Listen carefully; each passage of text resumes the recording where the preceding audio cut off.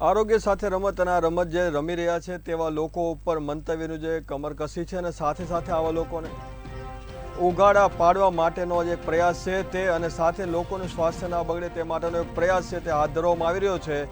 સાથે જે પ્રમાણે ભેળસેડિયાઓ જે બેફામ થઈ ચૂક્યા છે અને આવા જે લોકો છે તેની સામે ફરિયાદો પણ થાય છે, પરંતુ કામગીરી કેવી થાય છે તે એક મોટો સવાલ છે અને આ મોટા સવાલની વચ્ચે કામગીરીની વચ્ચે પારદર્શિતા પણ હોવી જરૂરી છે, પરંતુ આ બધું થાય છે કેવી રીતે તે પણ એક મોટો સવાલ। કારણ કે ફક્ત નજીવા દંડ અને ત્યારબાદ જે પોલિસી જે થવી જોઈએ તે પ્રમાણે કોઈ દંડ નહીં, કોઈ પોલિસી નહીં। અને હવે આ મામલે કેવા પ્રકારની જે પ્રમાણે આજે સમગ્ર ઘટના સામે આવી છે, ગાંધીનગરથી અમારા સંવાદદાતા ઉજ્જવલ વ્યાસ જોડાઈ ગયા છે। ઉજ્જવલ, જે પ્રમાણે જે ફૂડ એન્ડ ડ્રગ્સ વિભાગ જે રાજ્યની અંદર કામગીરી કરી રહી છે, કામગીરીની અંદર ક્યાંક ને ક્યાંક ઉણપ જોવા મળી રહી છે, આપ શું માનો છો? અને જે પ્રમાણે તેલની અંદર પક્ષીઓના પીછા મળે એક નિંદનીય બાબત છે।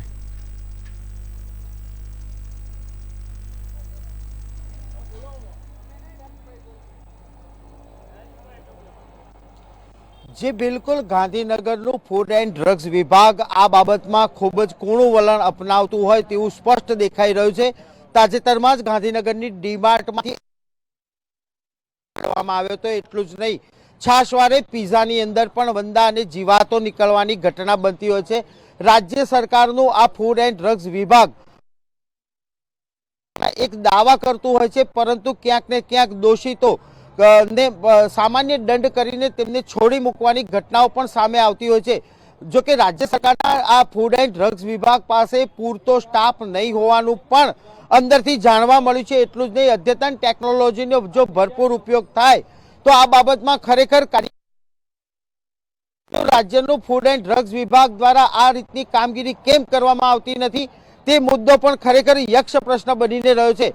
ગાંધીનગર સહિત અમદાવાદ અને રાજકોટ સહિતના તમામ રાજ્યોમાં જે નામાંકિત બ્રાન્ડેડ રેસ્ટોરન્ટો છે, નામાંકિત પિઝા હબ આવેલા છે, એની અંદર પણ જીવાતો અને અખાદ્ય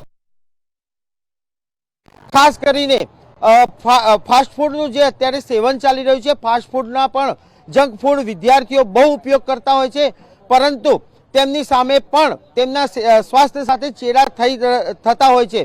જો કે રાજ્ય સરકાર આ બાબતે ક્યારે ગંભીર બનશે તે યક્ષ પ્રશ્ન છે, પરંતુ ગાંધીનગરની અંદર અત્યારે જોવા જઈએ તો આવી ઘણી રેસ્ટોરન્ટ છે જ્યાં સરપ્રાઇઝ ચેકિંગ કરવાની જરૂર છે। એટલું જ નહીં, નામાંકિત હોટલો છે જે 5 સ્ટાર 7 સ્ટાર કક્ષાની અથવા તો હાઈવે ઉપર ધમધમતા ઢાબાઓ ઉપર પણ ફૂડ એન્ડ ડ્રગ્સ વિભાગ જો ચેકિંગ કરે તો આવા અનેક ખાદ્ય પદાર્થો જોવા મળી શકે તેમ છે। એટલું જ નહીં, ફૂડ સેફ્ટી નિયમનું પણ પાલન થતું નથી। ખરેખર જોવા જઈએ તો આવી રેસ્ટોરન્ટના કિચનોની અંદર પણ આ લોકોએ તપાસ કરવી જોઈએ અને ખુલ્લા વાસી પદાર્થો મૂકવાના કારણે વારંવાર તેની અંદરથી જીવાતો નીકળવાની। જો કે ગાંધીનગર એક સ્ટ્રગલિસ્ટ સેન્ટર તરીકે પણ જાણીતું છે। અહીંયા ગુજરાતના ઠેર ઠેરથી લોકો સ્ટ્રગલ માટે સ્પર્ધાત્મક પરીક્ષાઓ આપવા પણ પીજી તરીકે રહેતા હોય છે અને ખાસ કરીને જમવા માટે આવી રેસ્ટોરન્ટ અને હોટલોનો ઉપયોગ કરતા હોય છે। ત્યારે રાજ્ય સરકારના આ તંત્રએ આ બાબતે ખરેખર ગંભીરતા દાખવવી જોઈએ અને જે સ્ટાફ ખૂટે છે તેને પુરવાર કરવો જોઈએ। પૂરતું બજેટ સરકારે ફાળવે તો આ ખાતું ધમધમતું થાય અને ઐતિહાસિક એટલે કે દાખલારૂપ કાર્યવાહી કરે તેવી લોકોની માંગણી છે।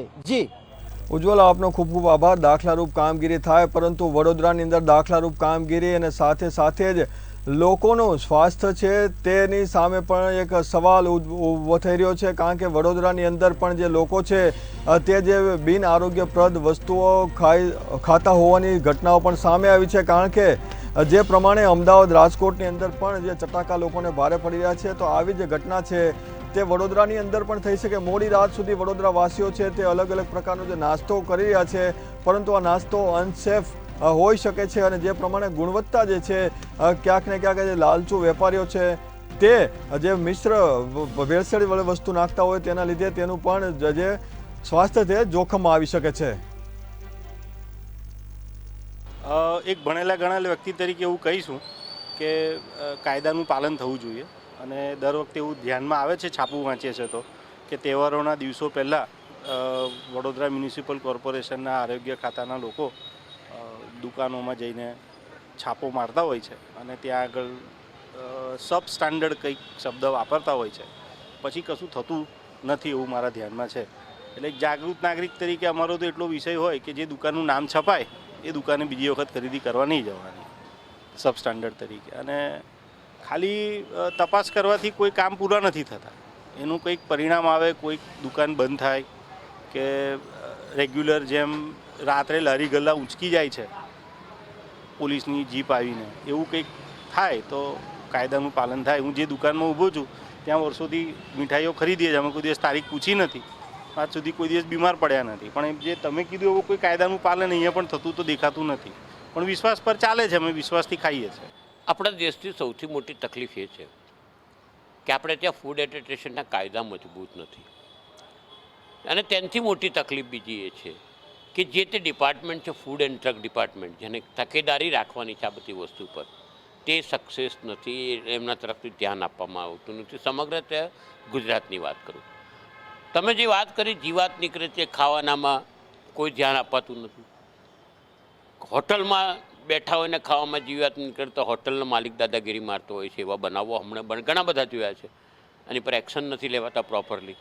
બીજા નંબરની અંદર એવી જ રીતે ગુણવત્તાની વાત કરો છો તો તમારે ફૂડ એન્ડ ડ્રગની જે FSIના લાઇસન્સની વાત છે, તે લાઇસન્સમાં પણ તમે જુઓ તો ઘણી બધી જગ્યાએ લાઇસન્સની પ્રતિકૂળતા ચેક કરાવવામાં આવતી નથી અને લાઇસન્સની ક્વોલિટી પણ જોવાતી નથી. તમે ફોર્મ ભરો ઓનલાઈન એટલે લાઇસન્સ આવી જાય. શું છે, કોણ બનાવે છે, કેમ, પછી કોઈ ઇન્સ્પેક્શન કે ચેકિંગ થતું નથી. ત્રીજા નંબરની વાત કે તમે ઘણી બધી જગ્યાએ તમે લારીથી લઈને હોટલો કે મીઠાઈઓની દુકાન પર કે તમે ફરસાણની દુકાન પર જુઓ, કોઈ પણ જાતનું ઢાંકવામાં આવતું નથી ને તેની પર ખુલ્લું ખોરાક રાખવામાં આવે છે. સીધા લોકોના આરોગ્ય સાથેના ચેડા છે આ બધી વસ્તુ. પછી મધ્યાહન ભોજન હોય કે તમારે દુકાનો હોય કે હોટલો હોય, આ લોકોના આરોગ્ય સાથે ચેડા છે. અને જે તે દ્વારા કોન્ટ્રાક્ટરો હોય કે પછી અક્ષયપાત્ર હોય, ગમે તે હોય, તે દરેક જણ પોતે જે રીતે ધ્યાન આપવું જોઈએ તે આપતા નથી. પછી પ્રસાદમાં પણ ગેરરીતિ અંબાજીનો ભૂલાય નહીં. એટલે આ બધી જ વસ્તુ પર સરકારે ખરેખર કડક હાથે કાર્યવાહી કરવી જોઈએ અને આવાને બક્ષવા ન જોઈએ. તંત્રએ સાબદા થવાની જરૂર. આરોગ્ય સાથેની આ રમત અને રમતના જે પર્દાફાશ છે તે મંતવ્ય ન્યૂઝે કર્યો છે અને સાથે સાથે સવાલો પણ તંત્ર અને તમામ જે જવાબદાર નાગરિકો, જે લોકો અધિકારીઓ છે તેને પૂછી રહ્યા છે. નાગરિકો વતી આ સવાલો છે કે ક્યારે સુધરશે, કારણ કે જે પ્રમાણે ફૂડ એન્ડ ડ્રગ્સ વિભાગની જે કામગીરી છે તેની સામે સવાલો ઉદ્ભવી રહ્યા છે. અને સાથે સૌથી મોટી વાત એ છે કે નામ બળે દર્શન છોટે આવી ગુલાબ તેલ વેચતી જે કંપનીઓ છે તેની અંદર જે પેકિંગ કરેલા જે બોટલ છે તેલની અંદર, તેની અંદર પીછું આવ્યું કેવી રીતે, તે એક મોટો સવાલ છે. કે પેકિંગ કરેલી વસ્તુ હતી, શું પેકિંગ સમયે કોઈ ધ્યાન રાખ્યું ન હતું? ફિલ્ટર તેલની મોટી મોટી વાતો કરવામાં આવે છે કે ફિલ્ટર થઈને વસ્તુ આવે છે, તો ફિલ્ટરના પ્રક્રિયા ક્યાં જાય છે તે પણ એક મોટો સવાલ અહીં સામે આવી રહ્યો છે. અને સાથે જ હવે આપણી સાથે જોડાઈ ગયા છે સંવાદદાતા દિવ્યેશ પરમાર સુરતથી. સુરત વાસીઓ છે તેનું સ્વાસ્થ્ય અને સાથે સાથે જ સુરત વાસીઓના સ્વાસ્થ્યની ચિંતા મંતવ્ય ન્યૂઝ કર્યું છે.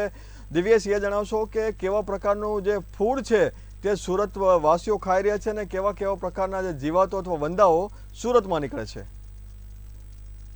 ચોક્કસથી જે પ્રકારે સમગ્ર ઘટનાની જો વાત કરવામાં આવે તો સુરત શહેરમાં અવારનવાર આ પ્રકારે ફૂડ એન્ડ ડ્રગ્સ વિભાગ જે છે તે ક્યાંક ને ક્યાંક ફૂડ વિભાગના જે દરોડા છે તે દરોડા પાડવામાં આવતા હોય છે. વાર તહેવાર નિમિત્તે પણ દરોડા પાડવામાં આવે છે. અમુક વખતે જોવા જઈએ તો લોકો પીઝા, સેન્ડવિચ સહિતનું જે ફૂડ ખાવા જતા હોય છે ત્યાં પણ તેમને જીવાત નીકળતી હોવાના કિસ્સાઓ પણ સામે આવે છે. તો સાથે સાથે બીજી તરફ વાત કરવામાં આવતું જે ચીજ વસ્તુ જે ખાવામાં આવતી હોય છે, ચીજ, બટર સહિતની જે વસ્તુઓ તેમાં લગાવવામાં આવતી હોય છે તે મટીરિયલ પણ ક્યાંક ને ક્યાંક ખરાબ હોય છે. તે પ્રકારની પણ ઘટનાઓ સામે આવતી હોય છે. ત્યારે કહી શકાય કે જે પ્રકારે જે ફૂડ વિભાગ દ્વારા દરોડા પાડવામાં આવતા હોય છે, આ દરોડા પડ્યા બાદ રિપોર્ટ જે છે તે ખૂબ મોડા આવતા હોય છે. ખાસ કરીને જે જોવા જઈએ તો દિવાળી જેવો માહોલ હોય છે અને તેને લઈને અગાઉ જે પ્રકારે ફૂડ વિભાગ દ્વારા જે દરોડા પાડવામાં આવે છે, તેલ, મીઠાઈના વિક્રેતાઓને ત્યાં તેલ ચેકિંગ કરવામાં આવે છે. સાથે સાથે જે માવાની વસ્તુઓ બનતી હોય છે ત્યાં પણ ચેકિંગ કરવામાં આવતું હોય છે. આ રિપોર્ટ જે છે તે અઠવાડિયે 10 દિવસ બાદ ક્યાંક ને ક્યાંક આવતા હોય છે. ખાસ કરીને સુરત શહેરનો મુખ્ય તહેવાર છે ચંદી પડવો, અને ચંદી પડવામાં ખાસ સુરતની ઘારી ખૂબ જ ખવાતી હોય છે. અને આ ઘારીના રિપોર્ટ કરવા માટે થઈને ફૂડ વિભાગ દ્વારા દરોડા પાડવામાં આવતા હોય છે. પરંતુ અમુક વેપારીઓ જે છે તેની ત્યાં દરોડા પાડ્યા બાદ આ રિપોર્ટ જે છે તે ઠંડી પડવો ગયા બાદ અઠવાડિયા બાદ આવતા હોય છે. અમુક જે જગ્યાએ આ રિપોર્ટના નમૂના ફેલ પણ જાય છે, તેમાં પણ કાર્યવાહી કરવામાં આવે છે. પરંતુ આ જે રિપોર્ટ કર્યા બાદનું જે વસ્તુઓ છે તે લોકો તો ખાઈ ચૂક્યા હોય છે. એટલે કહી શકાય કે લોકો સાથે સીધા ચેડા થતા હોય છે અને આરોગ્ય વિભાગ જે છે એને સાબદું થવાની જરૂર છે. અમુક જગ્યાએ આરોગ્ય વિભાગની ક્યાંક ને ક્યાંક ઢીલી નીતિના કારણે પણ લોકોના સ્વાસ્થ્ય સાથે ચેડા થઈ રહ્યા છે અને ખાસ કરીને સુરત શહેરમાં દર વખતે આ પ્રકારનો ઘાટ સર્જાય છે. તહેવાર આવે છે તેની પહેલા ચેકિંગ હાથ ધરવામાં આવે છે, જ્યારે રિપોર્ટ આવે છે ત્યારે તહેવાર જઈ ચૂક્યા હોય છે. અને આ વચ્ચે જે લોકો છે તે લોકો આ તમામ જે મીઠાઈઓ છે તે ખાઈ ચૂક્યા હોય છે. એટલે કહી શકાય કે લોકો બીમાર પણ પડી રહ્યા છે આ જ મીઠાઈના કારણે. પરંતુ ફૂડ વિભાગનો રિપોર્ટ આવે છે અઠવાડિયા બાદ.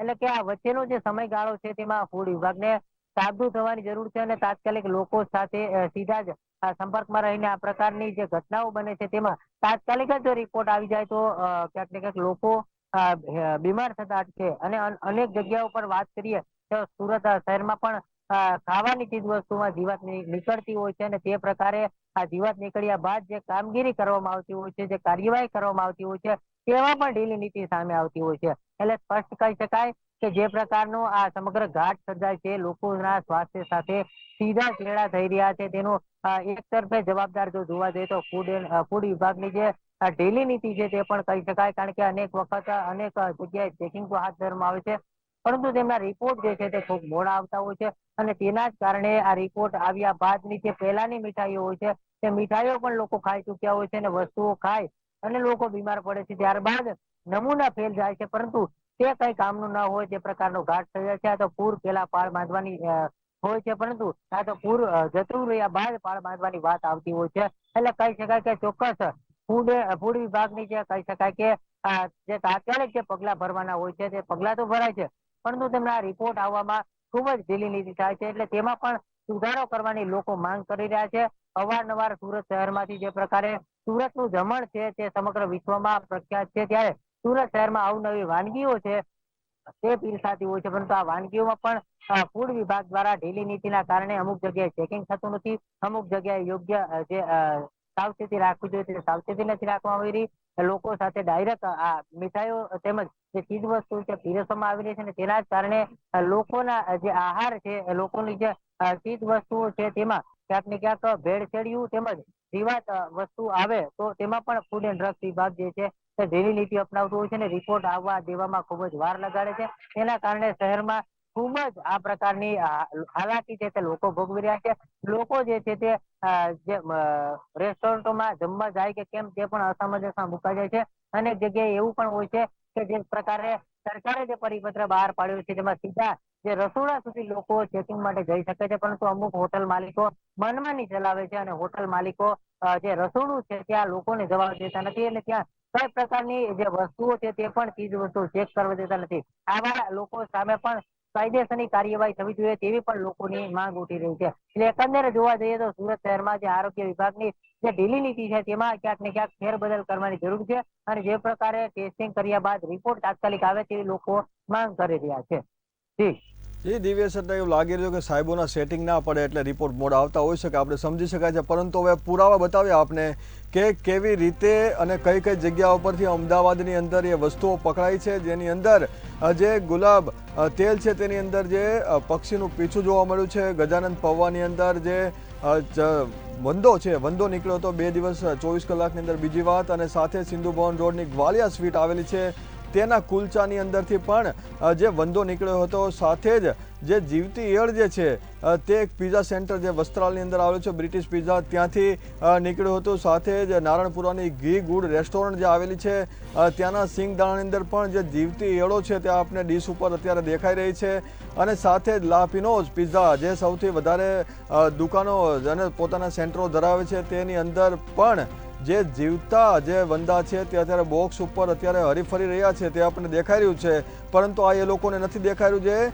જેની જવાબદારી છે ફૂડ એન્ડ ડ્રગ્સ વિભાગ હોય, વેપારી હોય કે દુકાનદાર હોય, તેઓને આ નથી દેખાઈ રહ્યું અને ખુલ્લેઆમ જે લોકોના સ્વાસ્થ્યની સાથે છેડા કરી રહ્યા છે. 6 દ્રશ્યો આપ જે જોઈ રહ્યા છો તે તમામ વસ્તુઓ છે જે અમદાવાદની છે અને સાથે સાથે જ આવી જ કેટલી બધી જે ઘટનાઓ છે તે રાજ્યની અંદર થતી હશે. આ 6 જગ્યાની અંદરથી આપ જોઈ રહ્યા છો કે વંદો ક્યાંક દેખાય છે, ક્યાંક જીવતી ઈયળો દેખાય છે, ક્યાંક વંદાઓ આંટા ફેરા કરી રહ્યા છે, તો ક્યાંક તેલની અંદર જે પક્ષીઓના પીછા જોવા મળી રહ્યા છે.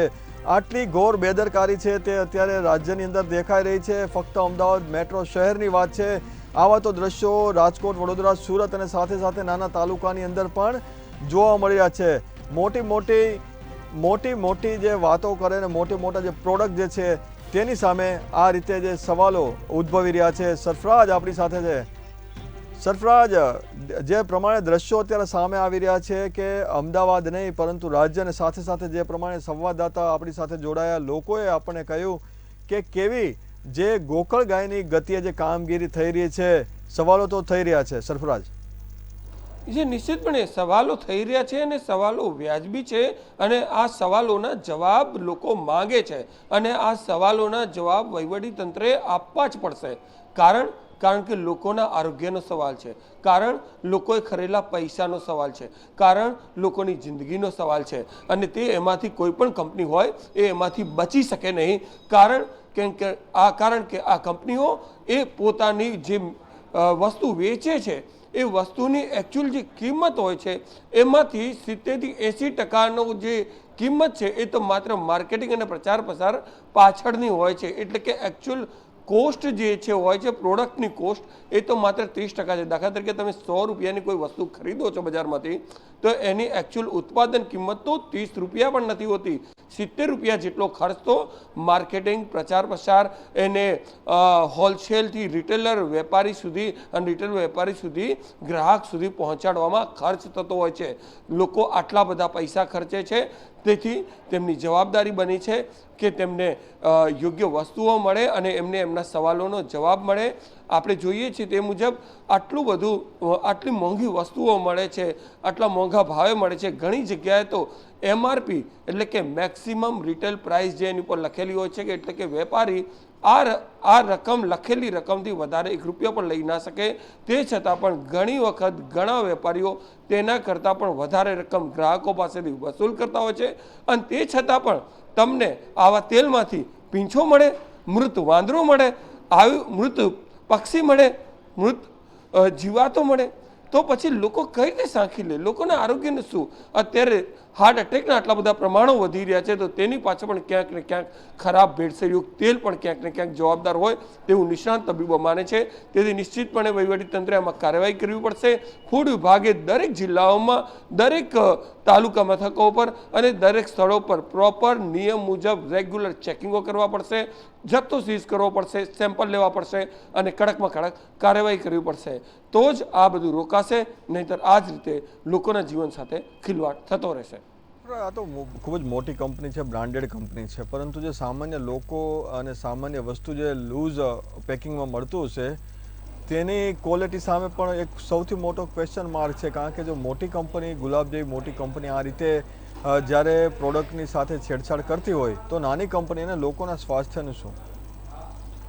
નાની કંપની અને છૂટક વેપારીઓને ત્યાં વાત જ ના કરો, એટલી ગંભીર પરિસ્થિતિ છે આખા રાજ્યની અંદર. આખા રાજ્યની અંદર જે નાની કંપનીઓ છે એ મોટા ભાગે દરેક તાલુકા મથક, દરેક નાના મોટા ગામડાઓમાં પણ નાની એક પ્રકારની હાટડીઓ ખુલી ગઈ હોય એ પ્રકારની અનેકવિધ કંપનીઓ આવી ગઈ છે. અનેકવિધ ખાદ્ય પદાર્થો વેચતી કંપનીઓ છે જેની ગુણવત્તાનો કોઈ ઠેકાણા નથી. મોટા ભાગે ઘણા શહેરો, ઘણા તાલુકા તો એવા છે કે જ્યાં ડુપ્લિકેશન માટે એ આખો વિસ્તાર વખણાતો હોય છે, એટલે કે કુખ્યાત થઈ ગયો હોય છે.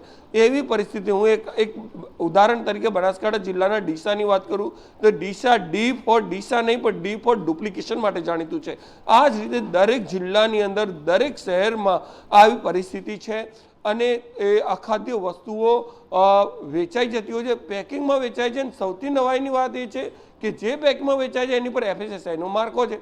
FSSAIનો માર્કો હોય, પછી પાણી એ જ રીતે અશુદ્ધ આવતું હોય, મિનરલ વોટર, એના પર ISIનો માર્કો થઈ જાય છે. હવે ગુણવત્તા નથી એની. જ્યારે પણ ચેકિંગ થાય છે ત્યારે સેમ્પલ ફેલ આવે છે, ત્યારે ગુણવત્તા નથી, છતાં પણ આવા માર્કા આસાનીથી મળી જાય છે, લાયસન્સ મળી જાય છે. તો આને છૂટો દોર મળે છે ક્યાંથી? આવા લાયસન્સ મળે છે ક્યાંથી? ગુણવત્તા ના હોવા છતાં પણ FSSAIનું લાયસન્સ, ગુણવત્તા ના હોવા છતાં ISIનો માર્કો કઈ રીતે મળી જાય છે? જે એક ગંભીર સવાલ ઊભા કરે છે, જે સ્પષ્ટ બતાવે છે કે ક્યાંક ને ક્યાંક સેટિંગ પૈસાની લેવડ દેવડ અને ક્યાંક વ્યવહારોની બોલબાલા છે, જેના કારણે આવા ગોરખ ધંધાઓ ચાલે છે. અને છૂટક વસ્તુઓની વાત કરીએ તો ખૂબ જ ગંભીર પરિસ્થિતિ છે. જેટલા પણ લારી ગલ્લાવાળા હોય, જેટલા પણ બીજા છૂટક વેપારી હોય કે જે ખાદ્ય વસ્તુઓ વેચતા હોય, તેઓ જે તેલ વાપરે છે સાહેબ, એ તમે તેલ જુઓ તો તમે ચોંકી જાઓ. એ જે તેલ છે એની અંદર કોઈ તેલ નવું વાપરતા જ નથી. જે તેલ હોય એને જ આખો દિવસ એની અંદર જ અપડેટ કરતા હોય, એની અંદર ઉમેરો કરતા હોય, ચલાવતા હોય. એ જ તેલ તમે ખાઓ છો અને તમારું જીવન એ જોખમમાં મુકાય છે. તેથી આવા તમામ જે ભેળસેળિયા હોય એની સામે સખ્તમાં સખ્ત કાર્યવાહી કરવી જોઈએ, અને તો જ લોકોનું આરોગ્ય બચાવી શકશે. નહીંતર આવા ગોરખ ધંધા એ આ જ રીતે ચાલતા રહેશે. આપનો લાયસન્સની વાત આવી, જ્યારે લાયસન્સ કેવી રીતે મળે છે તે એક મોટો સવાલ છે. પવનભાઈ, આપને પૂછવા માંગીશું કે જે પ્રમાણે લાયસન્સની એક પ્રક્રિયા હોય છે અને સાથે સાથે સવાલ એવો પણ થાય છે કે લાયસન્સ બીજી રીતે પણ મળે છે. તમે શું માનો છો? અમદાવાદ મ્યુનિસિપલ કોર્પોરેશનની વાત કરીએ તો લાયસન્સની પ્રોસિજર જે છે આપણી ઓનલાઈન જ હોય છે. જ્યારે એક વ્યક્તિગત આપણે હું કહેવા જાઉં કે માણસ તરીકે આપણે એપ્લિકેશન ઓનલાઈન કરીએ છીએ, પછી જો તમારું સેટિંગ હોય તો બાકીની પ્રોસિજર પ્રમાણે તો એમનેમ થઈ જતું હોય છે. નજીવી કિંમત 500,000 રૂપિયા આપો અને એમનેમ કોઈ જાતનું ચેકિંગ નથી હોતું, કશું એ લોકોનું સ્થળ તપાસ નથી હોતું, સામેવાળો વ્યક્તિ શું ધંધો કરે છે એ પણ નથી હોતું. લાયસન્સ બીજી વસ્તુનું બીજા યુનિટનું હોય અને ત્યાં આગળ લાયસન્સ ઇસ્યુ થઈ જતા હોય છે. આવા બનાવો બનેલા છે, લાઈવ છે, મેં જોયેલા બી છે. એટલે લાયસન્સને લઈને જે કોર્પોરેશનની ટ્રાન્સપરન્સી હોવી જોઈએ એ ઝીરો છે.